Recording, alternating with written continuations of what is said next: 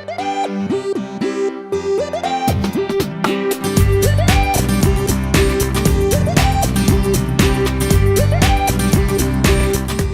and welcome to KennyRoy.com. I'm Kenny Roy, and this is the Ask Videomail for the week of August 25th, 2014. Welcome to the site to you new members, and welcome back to you old members. The Ask Videomail is your chance to get your question, character animation, or performance answered in a video just like this one, but I need your question if I'm going to answer it, right? Yes, so please send it to webmaster@kennyroy.com.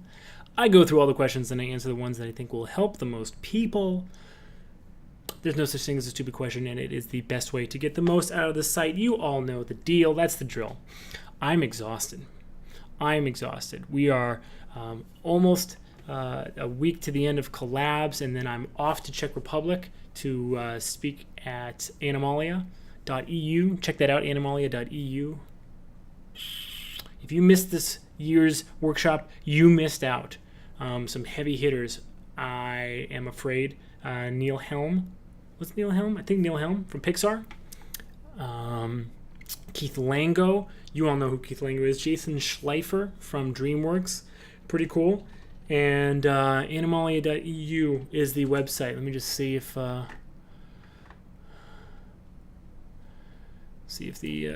it's been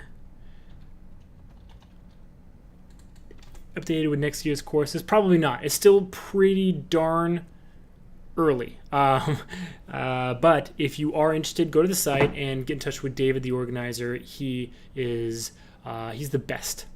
Really cool. So he'll make sure to contact you. He will not let you miss out if you're interested and you contact him right away. Okay, so go ahead and check that out. But I'm going to be giving the creatures course there.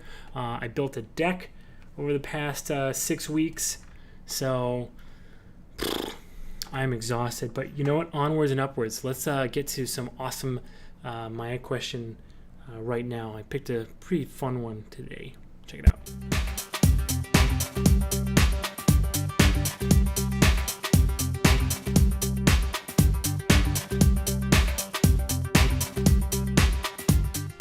Cool. I would be glad to answer this question for you. A lot of workflow questions. Thought I'd do a pretty technical one today, and if you guys are doing blend shapes on your characters, then you get to get a little bit of an insight here on how to fix this issue. Let's check it out. Let's jump into Maya. All right, so move this out of the way.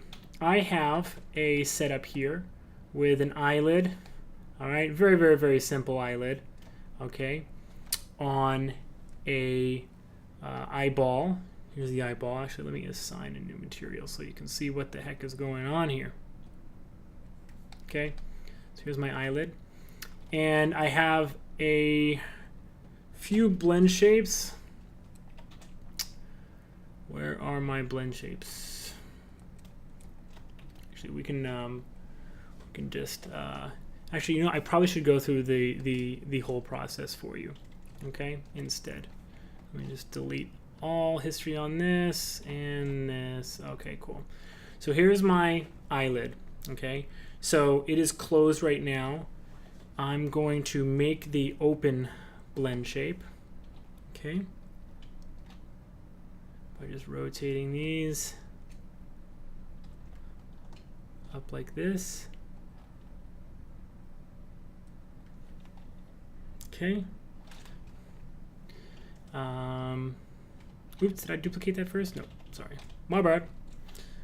Just duplicate this first. I'm going to make the open again. I'm just going to rotate these open like this. Okay, and what that was to show you something, show you a different property of this. But let me just get this set up. So I'm going to go create deformers, blend shape. Okay, and you see here is my blend shape. But as you can tell, it goes right through the eyeball. Okay, it goes right through.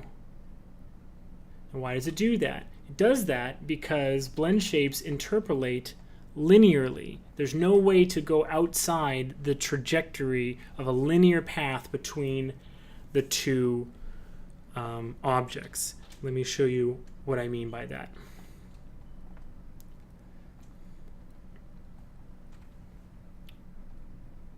if I create a curve and I snap to this end vertex, or vertex rather, sorry. Look at this. Watch as this vertex goes linearly along this path. You see that?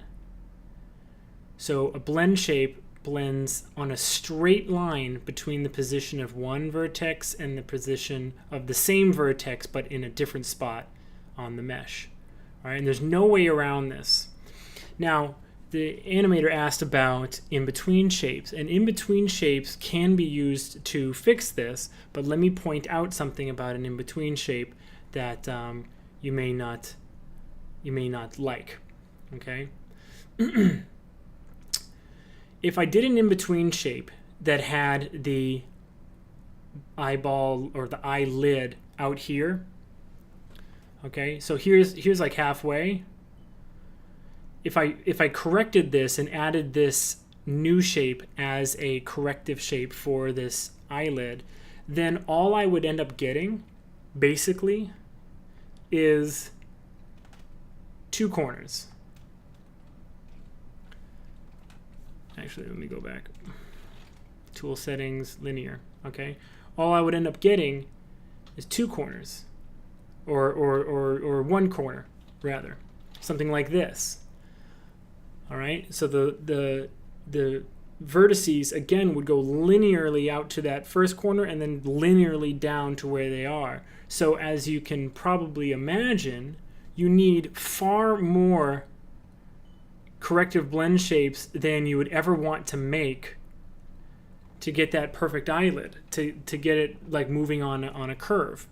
Okay, so this is what I propose. Instead of using in-between blend shapes, which aren't very versatile at all and can't be used in a nonlinear way, let's set up the controller with driven keys, and driven keys can actually be applied non-linearly. And here's what I mean by that. So I have already set up this controller, and it has a blink channel from 0 to 10. Okay, so at 0 we want this eyeball totally open. Okay, so let's set that driven key up. It's very easy. Go to animate, set driven key, and then set. With your controller selected, hit load driver. Grab your geometry, go into the attribute editor, go to the blend shape tab, hit select down at the bottom of the attribute editor and go load driven, and then select the channel you want to drive the blend shape, which is the blink channel, which I've already set up, and then the blend shape that you want it to drive, which is called P-pipe 6. All right, and since I know that my blink is at 0 and my eyeball is totally open, I'm going to hit key. All right, now what that does is if you select your blend shape, you'll see that it puts a keyframe, a driven keyframe actually, on that blend shape channel. I'm going to go to blink and I'm going to turn it up to 10, and then I'm going to go to the blend shape and I'm going to turn it up to 1. I'm going to hit key again. Now when I drag my my controller's blink channel, it blends between those shapes. If you go into the attribute editor and select your geometry though, you'll see that it's a nonlinear curve. Basically, it eases into and out of the blend shape. Now, a lot of people don't know how to look at a set-driven key graph editor, and this is how it works. Instead of time, like frame 1, 2, 3, 4, being on the x-axis and value being on the y-axis, it's the channel that is the driver on the x-axis, and the value that it is going to put into the driven channel on the y-axis. So for instance, at a value of 0, okay, in terms of left and right, a value of 0, the channel that I'm driving has a value of 0. And as we approach a value of 10, here's 10, on my blink channel, we approach a value of 1, as you can see over here, on my blend shape. Okay, these values correspond to the values of the driven key. Okay, so by default it makes this ease in and out. If we want it to be linear, we just select it and make it linear, and that means that there's no easing in or out of there. Okay, which is probably actually better because you would want the ease in and out of your keyframes to be done in the graph editor based on the animation of this channel, not on the connection between this channel and the blend shape itself. You'd get double smoothing otherwise. So anyway, just to bear that in mind. So I'm going to keep that linear. But what this means is, this is what this means. We can apply any sort of curve we want to a driven channel, and Maya will apply it thusly.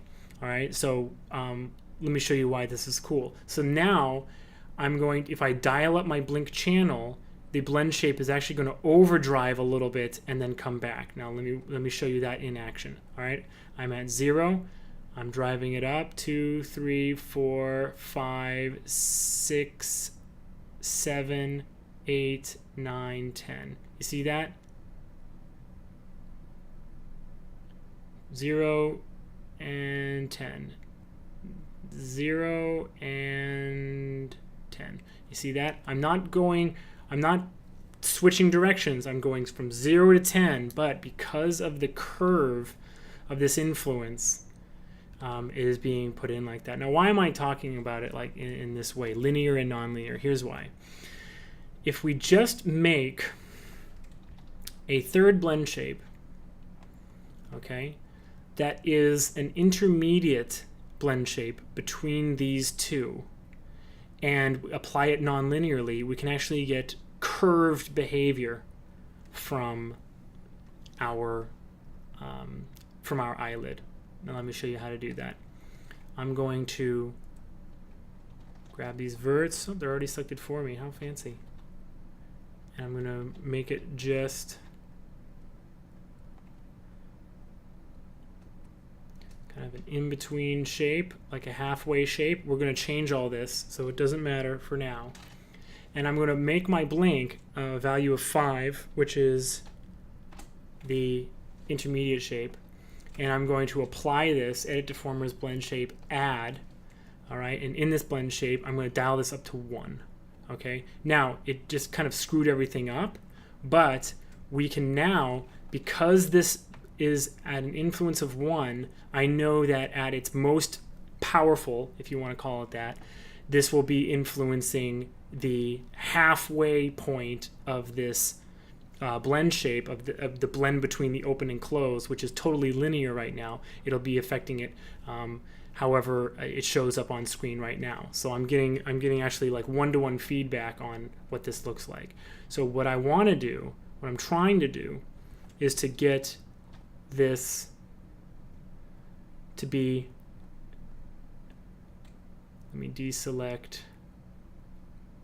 this one right here and work just on this one right now. I'm trying to get this to be about a 45-degree angle.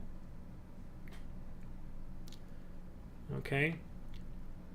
But I also want it to be further out and up, right? I want it to follow this contour. So I'm going to scale this from this pivot point.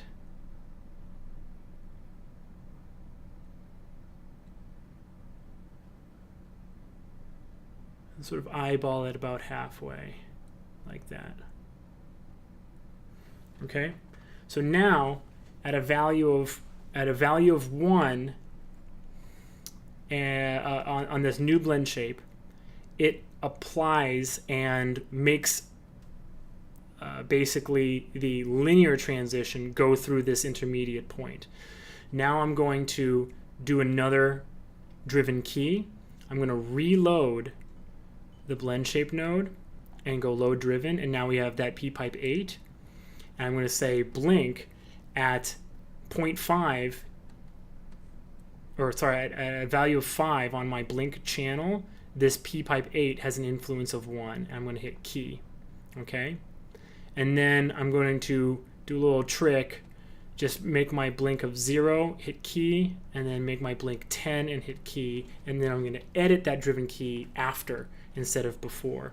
So here's that corrective shape that I just made, and I want it at the beginning and the end of the blink to have no influence at all.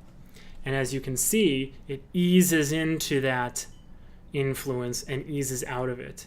And this is, if you know anything about like circular motion, okay, if you know anything about that, you know that an object moving in a circle basically has a sine wave on its x-axis and a cosine wave on its y-axis. Basically, it eases in and out of the x values as it gets to the two edges, and it eases in and out of the y values as it comes to the top and the bottom of that circle. Okay, and they're opposite to each other, basically. So what did that just do? If I take my blink value and I go from 0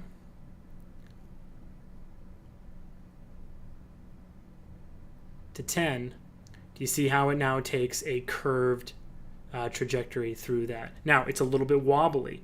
Why that is because we need to adjust just a little bit how those values are working. And for instance, the beginning and end should probably be linear on this as well. And the amount of ease in and out of the top of this thing. Can I make these weighted? Curves weighted. There we go. How much ease in and out of the top of this channel is how much it's going to take a little bit of a dive there. But I can adjust those values however I want. Now, as you can see, it almost looks like, I mean, just watching this eyelid right here, it actually looks like it's rotating. But the funny thing is that it's moving between linear blend shapes. It's just the influence or sort of the like how fast it goes towards that linear blend shape is curved, and so it actually gives the impression of a curve instead. Okay, I find this very interesting. So there you go. And I will do it in panel as well. And as you can see, it actually looks like the eyelid is rotating and not translating between two linear. So at any rate, that was a great question, super technical, but every once in a while I like to do a super technical one. All right, so thanks for that great question. I had a lot of fun answering it. If you have more questions, you guys know the address. It's webmaster@kennyroy.com. Please send your questions in. I'd love to answer them and get a video tailor-made for you. This has been fun. I'm Kenny Roy. Good luck with your animation. As always, rock on.